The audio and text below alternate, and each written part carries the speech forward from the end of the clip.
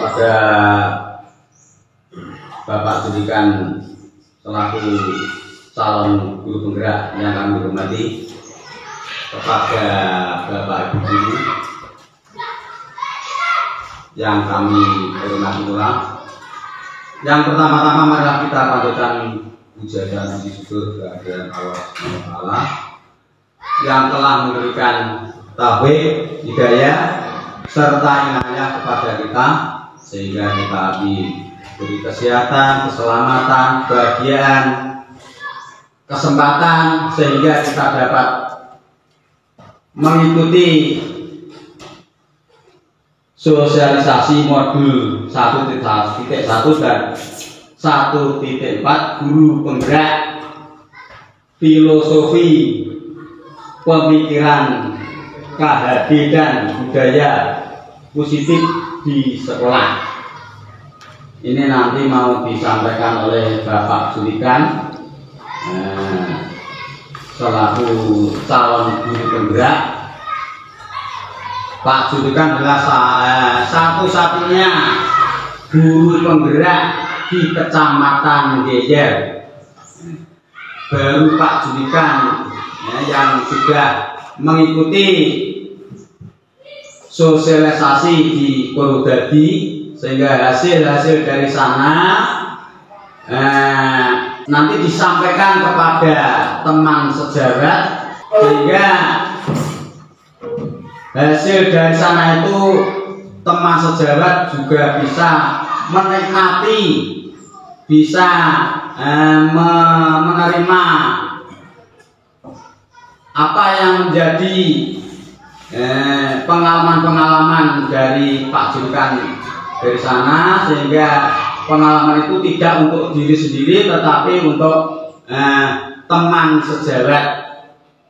Terima kasih Pak Judikan. Pak Judikan mau mengisi sosialisasi ini, mohon teman-teman mendengarkan atau bisa sharing, bisa tanya kepada Pak Judikan apabila ada yang mau ditanyakan. Monggo Pak Judikan.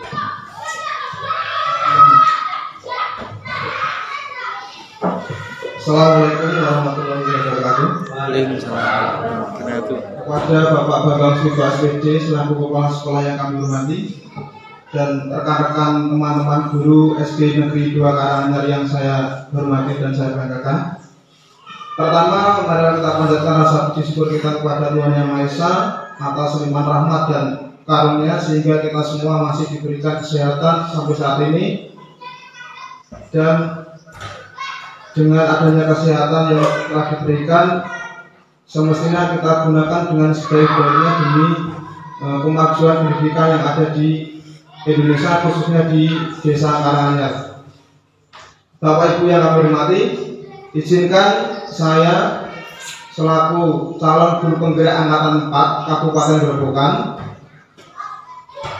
memiliki tugas aksi nyata yang ada di modul 1.1 tentang pemikiran Ki Hajar Dewantara serta 1.4 tentang budaya positif di sekolah. Jadi selama saya sampaikan tentang sosialisasi modul 1.1 dan 1.4 guru penggerak filosofi pemikiran Ki Hajar Dewantara dan budaya positif di sekolah. Dan sekelas sedikit ya, modul guru penggerak itu yang ada di modul 1 itu ada filosofi pemikiran Ki Hajar Dewantara, sudah tidak asing lagi dengan nama itu, seorang guru. Kemudian ada peran dan nilai guru penggerak di modul 1.2. Kemudian yang ketiga ada visi guru penggerak itu di modul 1.3, dan yang keempat budaya positif di sekolah itu ada di modul 1.4. Nanti yang wajib disampaikan kepada rekan-rekan guru adalah tentang filosofi pemikiran Ki Hajar Dewantara 1.1 dan budaya positif di sekolah. Itu yang wajib disampaikan kepada rekan-rekan guru yang ada di sekolah. Kemudian untuk yang 1.2 dan 1.3 itu adalah istilahnya materi tambahan. atau sunnah saja, boleh disampaikan, boleh juga tidak disampaikan kepada rekan-rekan guru sekalian. Kemudian apa guru penggerak itu? Ya. Guru penggerak adalah pemimpin pembelajaran yang mendorong tumbuh kembang secara tumbuh kembang murid secara holistik, artinya menyeluruh, mulai dari psikomotorik, afektif dan kognitif, kemudian aktif dan proaktif, serta menjadi teladan dan agen transformasi perubahan di dunia pendidikan untuk mewujudkan profil pelajar Pancasila. Ini yang sering kita dengar di kurikulum Merdeka Belajar nanti. Tujuannya adalah profil pelajar Pancasila. Kemudian apa peran yang dilakukan oleh guru penggerak? Perannya ada beberapa item. Yang pertama adalah menggerakkan komunitas belajar, ya seperti KKG. Kemudian di tingkat SMP SMA ada MGMW. Itu adalah salah satu peran. Kemudian menjadi pengajar praktek bagi rekan guru lain terkait pengembangan pembelajaran di sekolah. Yang ketiga mendorong peningkatan kepemimpinan murid di sekolah. Kemudian yang keempat membuka ruang diskusi positif dan ruang kolaborasi antar guru dan pemangku kepentingan. Jadi asas pendidikan menurut Ki Hajar Dewantara, yaitu selaku Bapak Pendidikan Nasional Indonesia. Menurut Ki Hajar Dewantara, pengajaran adalah bagian dari pendidikan. Jadi antara pendidikan dan pengajaran itu berbeda. Ya, secara bahasa itu lebih luas pendidikan daripada pengajaran. Pengajaran merupakan proses pendidikan dalam memberi ilmu atau berfaedah untuk kecapan hidup anak secara lahir dan batin, itu pengajaran. Kemudian untuk pendidikan memberi tuntunan terhadap segala kekuatan kodrat yang dimiliki anak agar ia mampu mencapai keselamatan dan kebahagiaan yang setinggi-tingginya, baik sebagai seorang manusia maupun sebagai anggota masyarakat. Itu perbedaan antara pengajaran dan pendidikan. Oleh sebab itu pendidikan hanya dapat menuntun tumbuh atau hidupnya kekuatan kodrat yang ada pada anak agar dapat memperbaiki lakunya, bukan dasarnya, hidup dan tumbuhnya kekuatan kodrat anak. Jadi setiap anak itu lahir dengan kodratnya masing-masing. Ya, jadi kalau ada teori tentang tabula rasa itu bertentangan dengan pemikiran Ki Hajar Dewantara. Jadi kalau menurut teori tabula rasa yang dikemukakan oleh John Locke, itu kan intinya anak itu lahir sama, tidak membawa apa-apa, seperti kertas putih kosong. Jadi guru itu bebas mengisi apa saja kepada anak tersebut. Tetapi kalau pemikiran Ki Hajar Dewantara, itu anak itu lahir sudah membawa kodrat alam, sudah membawa minat bakat yang dimiliki. Dari siapa? Dari orang tuanya. Itu menurut Ki Hajar Dewantara dan Igen. Ya, itu 80% itu kemampuan anak itu ditularkan dari orang tuanya. Jadi bertentangan antara teori dari John Locke dengan Igen. Selanjutnya, nah ini seorang guru itu diibaratkan adalah petani. Kemudian siswa itu adalah benih padi dan sawah adalah sebagai sekolah. Ya, jadi Bapak Ibu guru bisa memahami, ya, guru itu sebagai petani. Seorang petani jika ingin tanamannya tumbuh subur, pasti dia melakukan perawatan, baik itu penyiangan, pengairan, mungkin ada penyakit atau guna bisa disemprot. Ya, itu tugas guru, merawat. Ya, di sini benih itu sebagai siswa itu harus dirawat seperti tanaman, biar tumbuh subur. Ya, siswa itu sesuai dengan kodratnya, biar dia mengembangkan minat dan bakatnya di sekolah terutama. Ya. Kemudian sawah itu sebagai dibatas sekolah. Ya, di situ di sekolah itu jelas Ya, jika sekolahnya kondusif, aman, nyaman, sehingga minat dan bakat anak akan berkembang. Tetapi sebaliknya, jika di lingkungan sekolah itu tidak nyaman, ya, terganggu, juga akan memberikan dampak yang negatif terhadap perkembangan anak. Kemudian tugas guru adalah mengantarkan murid atau siswa itu mencapai kebahagiaan setinggi-tingginya, ya, untuk mencapai kebahagiaan setinggi-tingginya, lahir dan batin, dan bisa diterima di lingkungan masyarakat. Itu adalah tugas guru. Jadi tidak hanya memberikan ilmu, mentransfer ilmu pengetahuan, jadi juga harus mengembangkan minat dan bakat yang ada pada anak didik kita. Ya. Sedangkan bibit padi tidak mungkin bisa menjadi jagung. Itu artinya guru itu tidak bisa mengubah kodrat anak. Ya. Guru tidak bisa mengubah kodrat anak tadi. Jadi anak lahir itu sudah memiliki kodrat, kemampuan. Dan setiap anak itu memiliki kodrat masing-masing. Yang berpengaruh adalah keluarga dan lingkungan sekitar. Itu tentang kodrat anak. Itu namanya kodrat alam. Nanti juga ada kodrat zaman. Kodrat alam dan kodrat zaman. Jadi kodrat anak itu ada dua, kodrat alam dan kodrat zaman.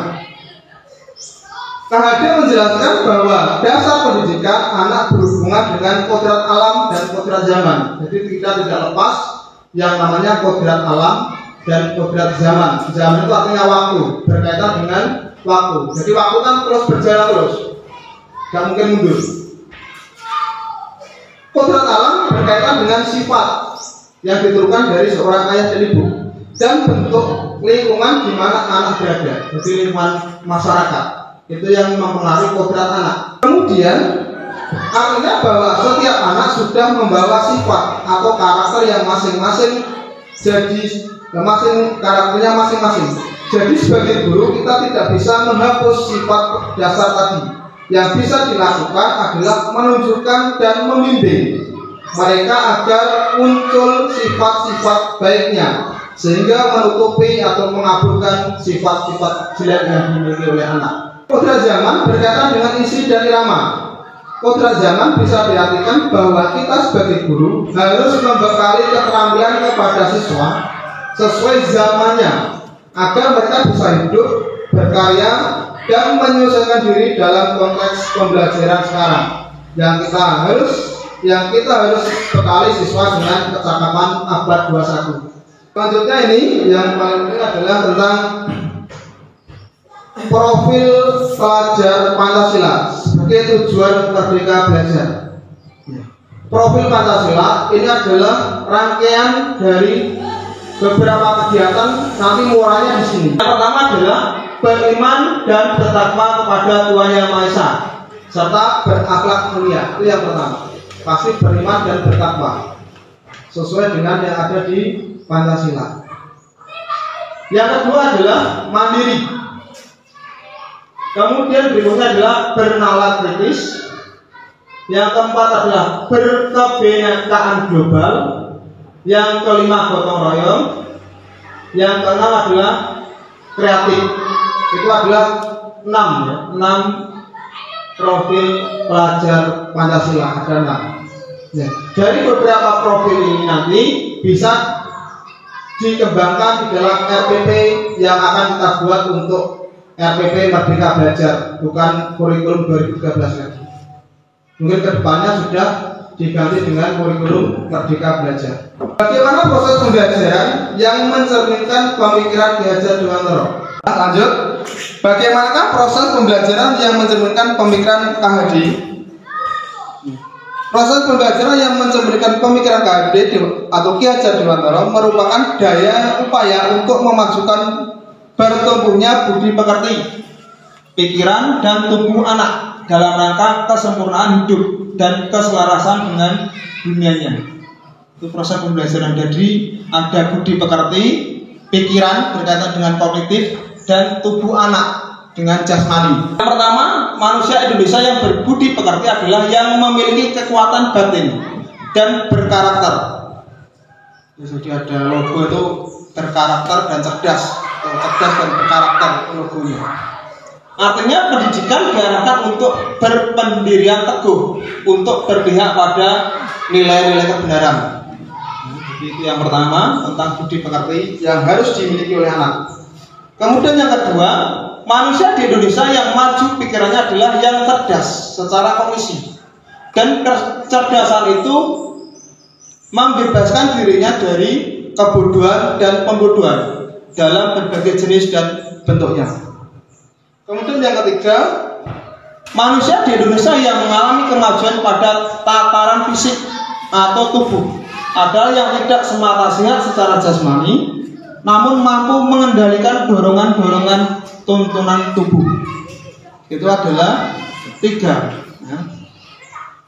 konsep tentang pemikiran Ki Hajar Dewantara. Kesimpulan dan refleksi pemikiran Ki Hajar Dewantara, ini beberapa poin yang saya simpulkan. Menuntun, ya, kata menuntun. Sistem AO, ing ngarsa sing purodo, ing madya mangarsa, tuturi mendayani, semua rata-rata guru sudah hafal, sudah tahu artinya, tapi kadang dalam pelaksanaannya sulit. Ya, apalagi untuk mencari contoh atau teladan itu bagi anak itu kadang juga masih belum bisa. Kemudian kodrat anak, kodrat alam dan kodrat zaman tadi. Ya. 3 sentra pendidikan, keluarga, sekolah, dan masyarakat, formal, informal, dan non formal. Ya. Sekolah itu formal, keluarga informal, masyarakat non formal. Kemudian merdeka lahir, batin, dan tenaga lagi. Jadi anak itu bebas, merdeka dari pikirannya, kemudian dari batin, dari lahir dan tenaga atau fisiknya. Jadi jangan membebankan anak. Jadi intinya anak itu senang bermain, karena memang pada dasarnya anak itu tahapnya bermain. Jadi nanti dalam pembelajaran biasanya harus ada permainan yang berkaitan dengan kebudayaan lokal atau permainan lokal, seperti tebak sodor atau mungkin dakon. Itu harus diaplikasikan dalam pembelajaran yang berkaitan dengan penarik minat siswa, kemudian kebudayaan global lagi, berwawasan global lagi. Selanjutnya keempat, kesimpulannya adalah anti tabula rasa tadi. Jadi guru menuntut anak menebalkan apa yang telah dimiliki anak. Sekali lagi, anak lahir itu sudah memiliki kemampuan kodratnya. Jadi kita sebagai guru itu hanya tinggal menuntun, mengarahkan, menebalkan tulisan tadi. Ya, bukan istilahnya memberi paksaan. Anak harus bisa ini dan ini. Ini kemampuan anak ketika lahir itu sudah berbeda-beda. Kemudian guru mempertimbangkan sosial kultur anak dan kodrat anak. Dalam belajar itu kita harus sebagai guru harus bisa membedakan kultur, kebudayaan yang ada di lingkungan anak. Kemudian juga kodrat anak, kemampuan anak yang dibelajar lain pasti beda. Tidak mungkin saat kelas semua podo kabeh, pintar matematika kabeh, pintar bahasa Jawa atau pintar olahraga semua, tetap anak ada keunggulannya sendiri-sendiri. Mungkin ada yang pandai matematika, ada yang pandai olahraga, ada yang pandai menggambar. Di setiap kelas itu pasti ada yang unggul di masing-masing anak. Kemudian budi pekerti tadi, yang budi pekerti yang baik merupakan keseimbangan atau keselarasan cipta, rasa, dan rasa. Dan yang terakhir, sosial budaya. Ki Hajar Dewantara berpijak pada sari swara atau sastra gending Sultan Agung Hanyokrokusumo, Sultan Mataram, Islam. Di Mataram kan ada Hindu dan ada Islam. Bahwa melalui seni budaya diharapkan dapat membentuk karakter budaya. Budaya lokal itu jangan sampai ditinggalkan, harus dikembangkan untuk memajukan atau minat bakat anak, mengembangkan. Dan ada lagi pendidikan sama dengan petani tadi, tempat persenian benih-benih kebudayaan. Guru mempunyai peran seperti petani yang harus dapat merawat padi agar tumbuh kembang dan menghasilkan padi yang berkualitas. Jadi lingkungan sekolah itu juga berpengaruh, guru juga berpengaruh. Itu kegiatan tadi petani. Ketika petani merawat benihnya tidak sungguh-sungguh, maka panen yang didapatkan juga tidak akan memuaskan hasilnya. Mungkin benihnya bagus, bibit jagung P227. Nah, tapi ketika dia ditanam mesin kuning tanah basah, dia juga tidak akan tumbuh subur. Atau ditanam di tanah yang bagus, tetapi ketika tidak dirawat dengan baik, juga tidak akan tumbuh subur. Ya. Jadi antara guru, sekolah, dan murid itu adalah satu ikatan. Itu untuk modul 1.1 selesai. Mungkin Bapak Ibu ada yang ditanyakan tentang pemikiran dari Ki Hajar Dewantara. Untuk modul 1.2 ini sebenarnya tidak wajib disampaikan. Saya hanya menyampaikan sekilas saja tentang peran dan nilai guru penggerak yang ada di modul 1.2. Peran guru penggerak. Ya, ada 5 peran yang wajib dimiliki oleh guru penggerak. Yang pertama adalah pemimpin pembelajaran. Jadi guru itu harus bisa memimpin di kelasnya, bisa memimpin, ya, menuntun anak untuk mengembangkan minat dan bakatnya. Guru harus bisa mengetahui kemampuan dan kelemahan yang dimiliki anak. Jika kemampuannya itu bisa dikembangkan, sehingga akan menghasilkan siswa yang unggul. Pemimpin pembelajaran. Kemudian peran guru yang kedua adalah menggerakkan komunitas praktisi. Jadi seorang guru penggerak harus bisa menggerakkan komunitas guru, misalnya di KKG, MGMP, atau mungkin kegiatan lokal karya yang lain. Kemudian yang ketiga, menjadi coach atau pelatih bagi guru lain. Jadi bisa mendampingi guru lain, misalnya ada guru yang mau CPNS, bisa didampingi sampai lulus, itu bisa. Jadi coach pelatih bagi guru lain, misalnya seperti itu. Kemudian yang keempat, mendorong kolaborasi antar guru, berkolaborasi, bekerja sama antar guru untuk menciptakan budaya positif yang ada di sekolah. Ya, mendorong kolaborasi antar guru, bekerja sama. Dan yang kelima adalah mewujudkan kepemimpinan murid. Jadi guru itu memiliki peran juga untuk membimbing, melatih murid untuk menjadi pemimpin. Mungkin di sekolah ada pemimpin pramuka, OSIS, PMR, ROWIS, atau dan organisasi lainnya yang ada di sekolah. Dilatih anak untuk menjadi pemimpin, atau mungkin pemimpin kelompok di kelas mungkin juga bisa. Selanjutnya adalah nilai. Nilai apa saja yang harus dimiliki oleh seorang guru penggerak? Ini juga ada 5 nilai. Yang pertama adalah mandiri. Jadi guru itu harus bisa mandiri. Artinya dia harus bisa mengontrol diri. Kemudian kolaboratif, dia bekerja sama. Kemudian ada lagi reflektif, melakukan refleksi terhadap apa yang telah dipelajari, apa yang telah disampaikan siswa. Kemudian inovatif. Inovatif itu artinya ada pembaruan, inovasi baru dalam pembelajaran. Inovasi. Tidak hanya dia adalah berpihak pada murid. Itu yang penting. Jadi guru itu harus berpihak pada murid.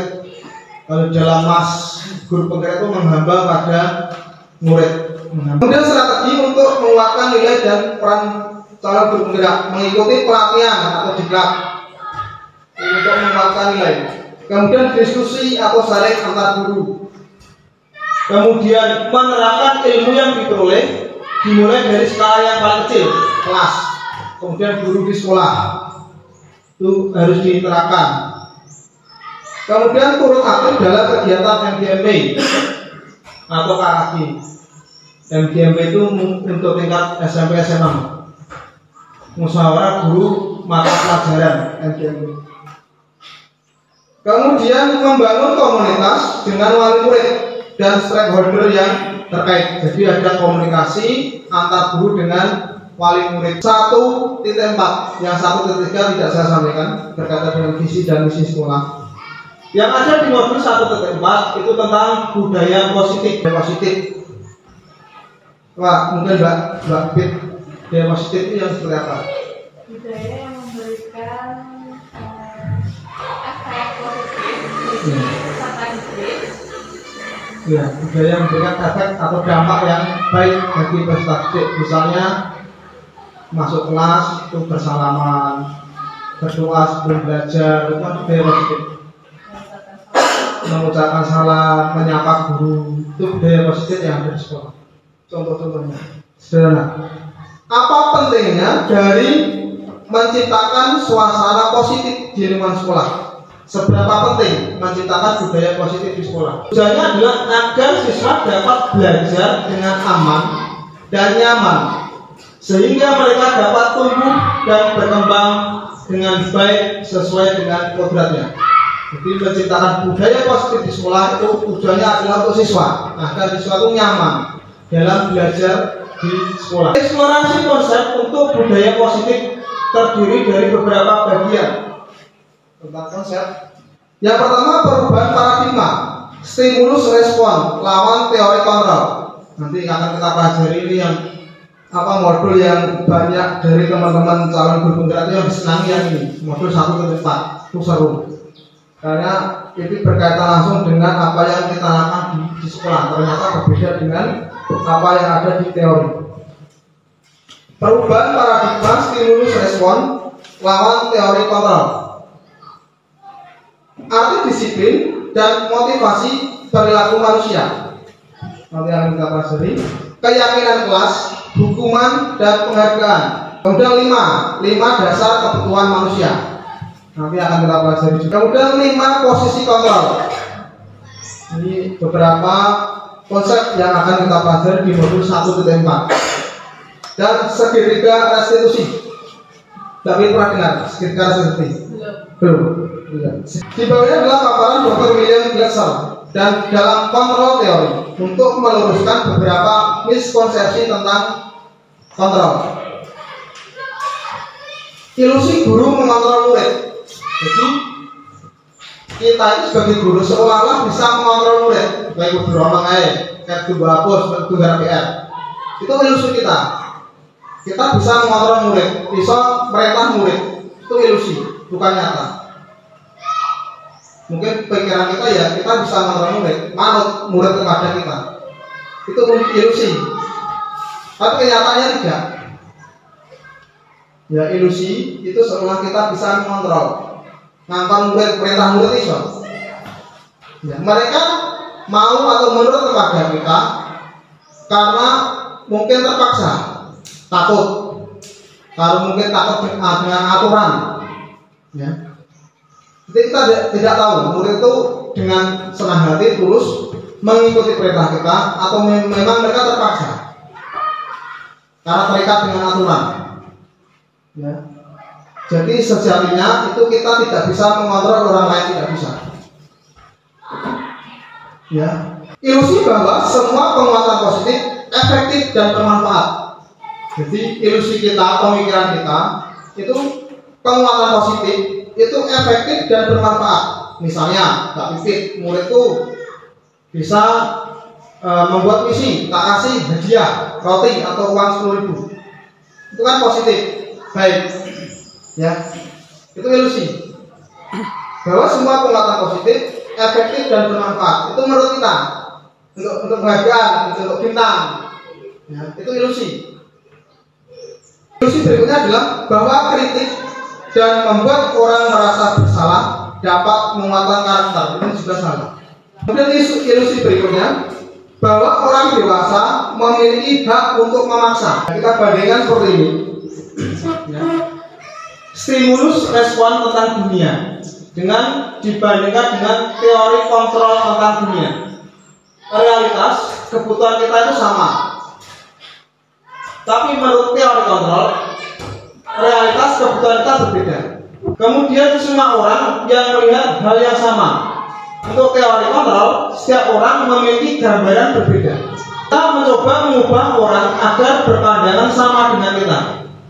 Itu menurut ilusi kita. Kita berusaha memahami pandangan orang lain tentang dunia. Perilaku buruk dilihat sebagai suatu kesalahan. Kemudian orang lain bisa mengontrol saya, tapi kenyataannya hanya Anda yang bisa mengontrol diri Anda. Dan Tuhan yang jelas. Jadi kita itu tidak bisa dikontrol oleh orang lain. Meskipun saya bisa mengontrol orang lain, itu juga tidak salah. Pemaksaan ada pada saat bijukan gagal. Itu dengan melakukan kolaborasi dan konsensus, menciptakan pilihan-pilihan baru. Untuk stimulus respon, model berpikir menang kalah. Ada yang menang, ada yang kalah. Tetapi untuk teori kontrol, model berpikir menang-menang, tidak ada yang kalah. Nanti akan ada contohnya. Kata disiplin, kira-kira apa disiplin? Berkaitan dengan apa? Peraturan, tepat waktu, berkaitan dengan hukuman, itu pasti. Berkaitan dengan aturan, itu juga kata disiplin. Ya, ini kode gambarnya. Disiplin itu bisa berkaitan dengan tata tertib, disiplin. Juga bisa dikatakan dengan teratur, kepatuhan pada peraturan dan hukuman. Ini yang harus kita hindari di dalam kegiatan pembelajaran pada anak. Hukuman itu harus kita hindari. Maka saya kasih tanda merah. Ya, hukuman itu harus dihindari, terutama hukuman fisik.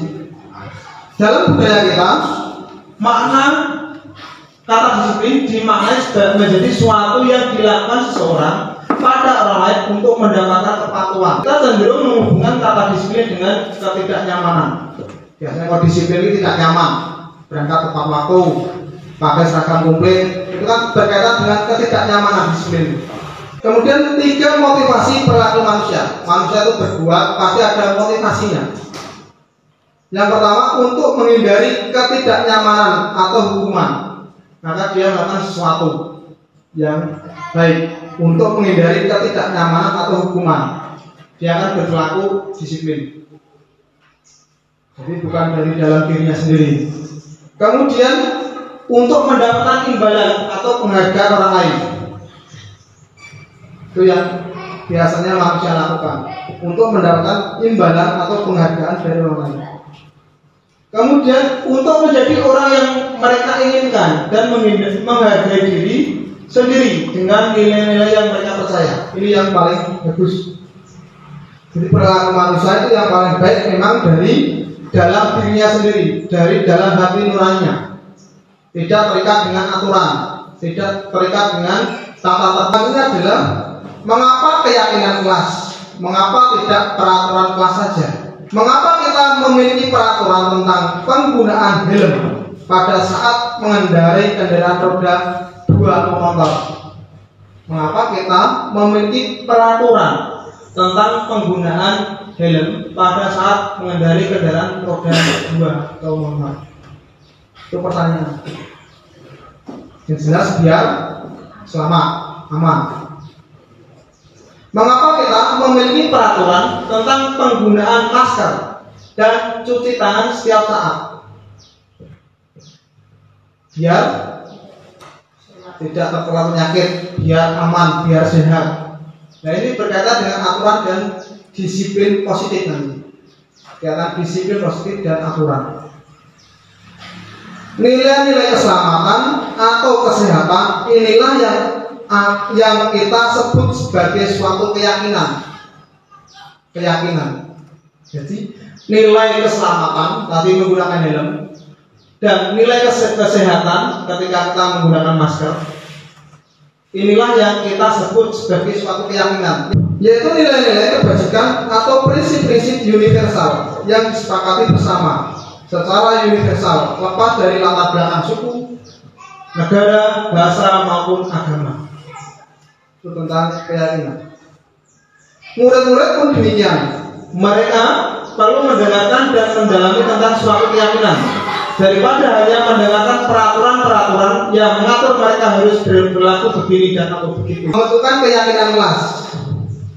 Ya. Ini adalah langkah-langkah untuk membuat keyakinan kelas. Nanti bisa dibaca. Keyakinan kelas bersifat abstrak daripada peraturan yang lebih rinci dan konkret. Keyakinan kelas berupa pernyataan-pernyataan universal. Pernyataan keyakinan kelas senantiasa dibuat dalam bentuk positif. Keyakinan kelas hendaknya tidak terlalu banyak sehingga mudah diingat dan dipahami oleh semua warga kelas. Keyakinan kelas sebenarnya sesuatu yang dapat diterapkan di lingkungan tersebut. Semua warga kelas hendaknya ikut berkontribusi dalam pembuatan keyakinan kelas lewat kegiatan curhat pendapat. Bersedia meninjau kembali keyakinan kelas dari waktu ke waktu. Jadi tentang keyakinan kelas, jadi kesepakatan antara guru dan murid. Nah, peraturan kan yang gaya guru nih atau kelas-kelas ini. Jadi keyakinan itu ada kesepakatan antara guru dan murid yang disepakati bersama. Ini ada pertanyaan, manakah yang keyakinan kelas? Ini perbedaannya antara peraturan dan keyakinan. Manakah yang keyakinan kelas? Yang warna putih atau yang warna hijau? Kira-kira yang mana apa? Yang keyakinan kelas yang mana? Yang mana? Yang putih itu keyakinan kelas. Ya. Kami guru dan murid yang saling menyayangi itu keyakinan, saling menyayangi. Kami murid yang semangat belajar itu keyakinan kelas, dibuat sepakat satu kelas dengan guru. Kami murid yang peduli dengan teman-teman, itu adalah contoh keyakinan kelas. Sedangkan yang berwarna hijau ini adalah peraturan kelas. Datang tepat waktu, mengucapkan salam, menjaga kebersihan sekolah. Ya, ini peraturan yang dibuat oleh kepala sekolah atau pihak guru, tidak melibatkan murid. Kedua, sebelum dan sudah kegiatan aktif dalam pembelajaran yang tertib. Ini adalah contoh peraturan sekolah, bukan keyakinan. Ini ada contoh. Selalu kembalikan buku ke tempatnya. Ini keyakinan kelas atau nilai kebajikannya kira-kira apa? Selalu kembalikan buku ke tempatnya. Ini adalah nilai tanggung jawab misalnya. Tanggung jawab. Dilarang mengganggu orang lain. Ini nilai kebajikannya apa? Dilarang mengganggu orang lain. Nilai kebajikannya adalah menghormati orang lain. Kemudian hadir di sekolah 15 menit sebelum pembelajaran dimulai. Dilarang melakukan kekerasan. Dilarang menggunakan narkoba. Tentang keselamatan, kesehatan. Bergantian atau menunggu giliran. Gunakan masker. Jangan berlari di kelas atau koridor. Ada nilai-nilai kebajikan. Nilai kebajikannya. Selalu kembalikan buku ke tempatnya, itu nilai tanggung jawab anak, dilatih dari sejak kecil. Dilarang mengganggu orang lain, itu nilai kebajikannya menghormati orang lain dan diri sendiri. Ya. Dilarang menggunakan narkoba, itu keyakinan kelas atau nilai kebajikannya adalah dengan kesehatan. Perbedaan hukuman, sanksi dan restitusi. Secara umum mungkin kita seperti dulu ya, hukuman itu ya sanksi sama. Tetapi secara etimologis dari segi bahasa itu berbeda antara hukuman, sanksi dan restitusi. Ada konsekuensi juga. Perbedaan hukuman, sanksi atau konsekuensi dan restitusi itu berbeda. Ini adalah contoh perbedaannya. Hukuman itu sesuatu yang menyakitkan, harus terjadi. Kalau sanksi atau konsekuensi, sesuatu harus terjadi. Kalau restitusi merupakan pilihan. Jadi anak dipilih, tidak harus dihukum. Ada pilihan untuk anak. Tidak nyaman untuk murid atau anak untuk jangka waktu panjang kalau hukuman. Pasti anak teringat, wah kayak kalau dihukum Pak Noto, terus sampai hatus. Kalau tua, pasti anak ingat. Itu hukuman. Anak akan membekas. Ya, pasti itu.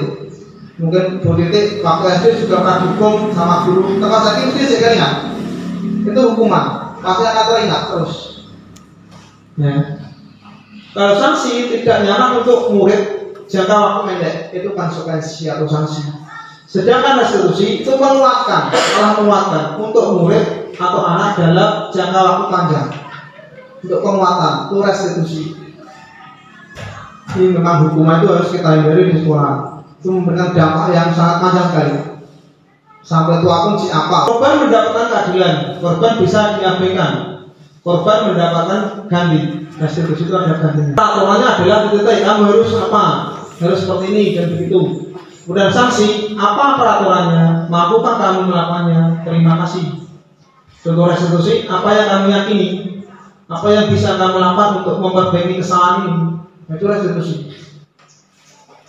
berusaha untuk memperbaiki kesalahan, dikasih kesempatan namanya, jangan dihukum, dikasih kesempatan untuk memperbaiki kesalahan, kembali ke keyakinan kelas dia mau. Ayo keyakinan kelas yang kita sepakati apa? Kembali ke keyakinan kelas. Hukuman itu condong ke negatif, kalau konsekuensi itu netral, sedang restitusi itu positif. Jadi memang berbeda hukuman, sanksi, dan restitusi. Kalau hukuman itu tiba-tiba tidak diharapkan atau sangat melukai anak, itu hukuman. Tiba-tiba tidak spontan dari guru, itu hukuman biasanya. Spontan, guru ini pas emosi bilang ya hukuman berat. Bingung, yang kejago datang garing-garing. Yang sekolah ngamuk orang berarti ya. Spontan. Kalau hukuman spontan. Sanksi sudah diketahui masuk akal, itu sanksi. Sedangkan restitusi berupa undangan untuk mengadakan restitusi. Undangan itu artinya murid diajak diskusi di kantor, orang langsung dihukum. Itu restitusi. Di murid dipanggil di kantor, dijak diskusi dialog dengan apa yang telah dilakukan, nanti diperbaiki. Itu restitusi. Jadi tidak langsung dihukum. Kalau hukuman itu murid atau anak belajar menyembunyikan kesalahan. Kalau sanksi, murid atau anak belajar taat peraturan. Sedangkan restitusi, anak atau murid belajar memecahkan masalah. Jadi ini kesalahan dipecahkan bareng-bareng, dipecahkan bersama-sama dengan guru. Selanjutnya, contoh perbedaan hukuman dan konsekuensi. Contoh perbedaan hukuman dan konsekuensi. Nah ini, mencatat 100 kali dalam buku kalimat saya tidak akan terlambat lagi karena terlambat ke sekolah. Ini berupa sanksi atau konsekuensi yang telah disepakati anak dengan guru, bukan hukuman. Kemudian lari mengelilingi lapangan basket 2 kali karena terlambat hadir di sekolah. Ini hukuman, bukan konsekuensi. Karena apa? Karena tidak ada kaitan dengan jam olahraga. Jam olahraga masuk konsekuensi atau sanksi. Tapi ini kan terlambat hadir di sekolah, jadi masuk hukuman. Tidak ada kaitan dengan kegiatan fisik. Tapi kalau terlambat dalam pelatihan sepak bola atau voli, mungkin bisa masuk ke konsekuensi berkaitan. Membersihkan coretan yang dibuatnya di meja tulis. Ini berupa sanksi atau konsekuensi, bukan hukuman. Membersihkan coretan yang dibuat di meja tulis. Murid diminta untuk push up 15 kali karena tidak menggunakan masker ke sekolah. Ini jelas hukuman. Push up 15 kali fisik. Murid diminta bertelanjang kaki sepanjang hari karena tidak menggunakan sepatu warna hitam sesuai peraturan sekolah. Ini juga hukuman. Selanjutnya adalah kebutuhan dasar manusia. Jadi ada 5 kebutuhan dasar manusia. Ada survival, ya boleh survival. Ada penguasaan, kebebasan, kesenangan, dan cinta kasih atau diterima orang lain. Itu 5 kebutuhan dasar manusia. Survival itu kebutuhan hidup, kebutuhan berhidup. Ada penguasaan, kebebasan, kesenangan, dan cinta kasih. Itu 5 kebutuhan dasar manusia. Ibu guru bilang aku tidak boleh bersenandung waktu mengerjakan tugas. Katanya kelas harus tenang, tidak ada suara. Padahal kan aku suka dengan tenang bernyanyi. Ini masuk kebutuhan apa mereka? Dari ini ya. Terus kebutuhan dasar manusia ada 5: penguasaan, kebebasan, kesenangan, cinta kasih, dan survival, hidup. Ada 5: cinta kasih, kesenangan, penguasaan, kebebasan. Ya, soal 1 ini masuk kebutuhan apa? Anak. Jadi anaknya juga memiliki kebutuhan orang tua dong. Kesenangan. Ya, kesenangan, kebutuhan senang. Anaknya yang pengen senang. Jadi dia bersiul atau bersenandung sewaktu mengerjakan tugas. Anak itu butuh kesenangan, kebutuhan dasarnya. Ibu guru tidak menyapaku hari ini, padahal aku pakai cepit rambut baru, kebutuhan akan apa? Apa? Kebutuhan akan apa? Karena ada ini cinta kasih, diterima, kesenangan, kebebasan, kekuasaan. Cinta kasih, bukan cinta kasih itu anak. 3, aku bosan. Masa belajarnya cuma gitu-gitu aja, dengerin ibu guru aja. Kebutuhan akan aku sebel, gambarku tidak rapi, malah guru menunjukin ke teman-teman di depan kelas. Kebutuhan akan penguasaan.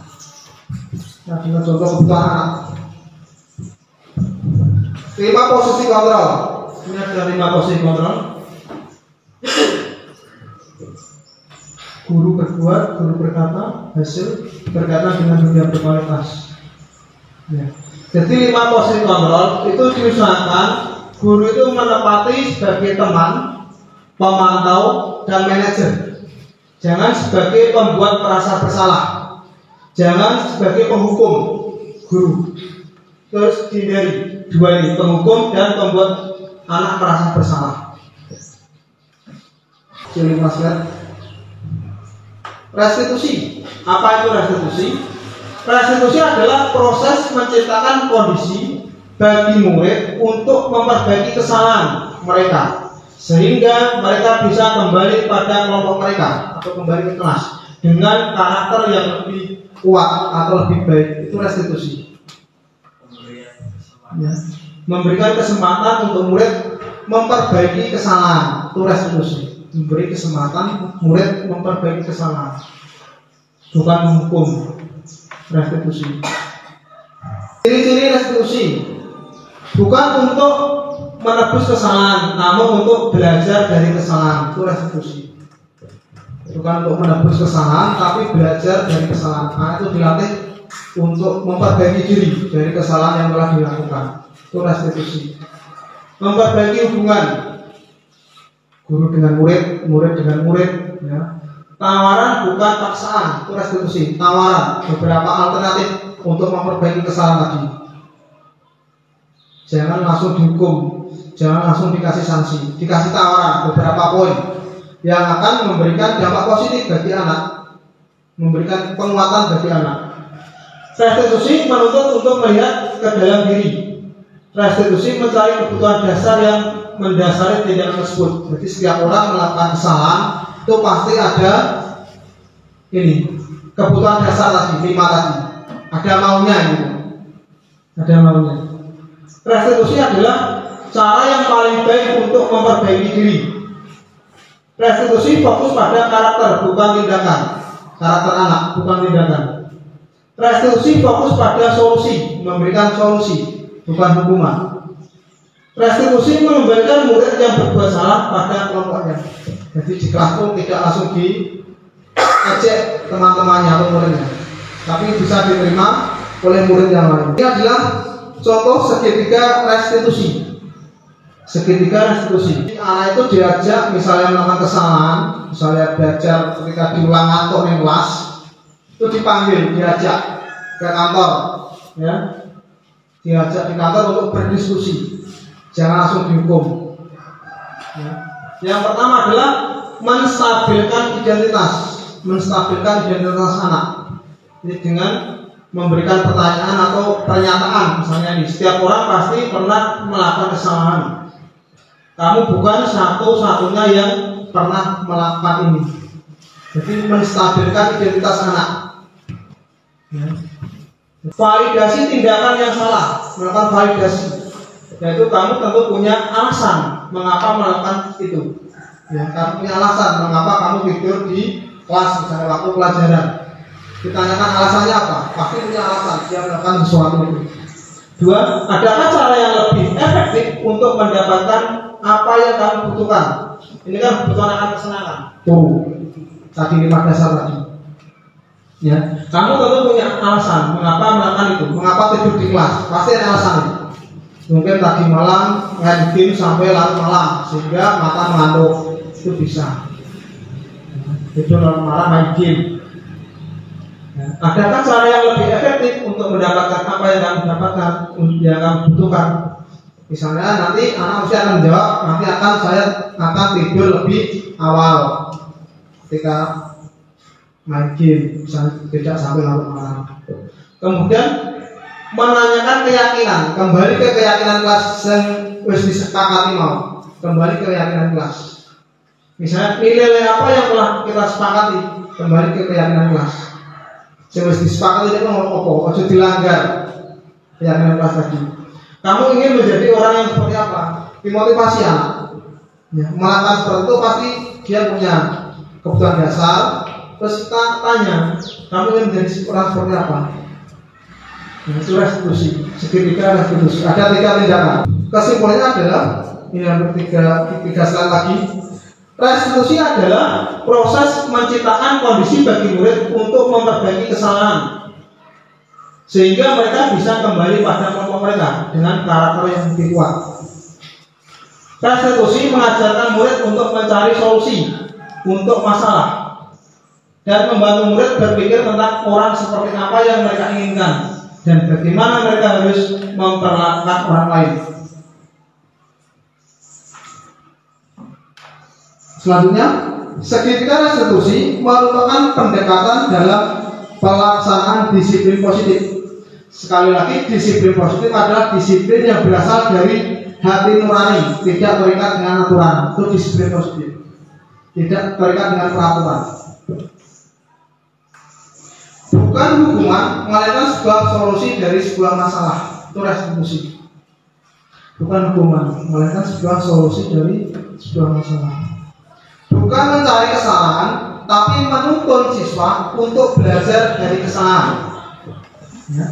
Bukan mencari kesalahan anak, tetapi menuntun siswa untuk belajar dari kesalahan tadi. Jadi tidak diulangi kesalahannya. Tujuannya adalah menjadi orang yang menghargai nilai-nilai kebajikan tadi, yang mereka percayai, nilai kebajikan tadi. Misalnya menggunakan helm itu nilai kebajikannya keselamatan, memakai masker kesehatan, itu nilai kebajikan. Dalam suatu kasus guru diharapkan pada posisi kontrol positif, mampu berposisi sebagai teman dan pemantau, bahkan menjadi seorang manajer, sehingga siswa dapat memperbaiki diri menjadi lebih baik.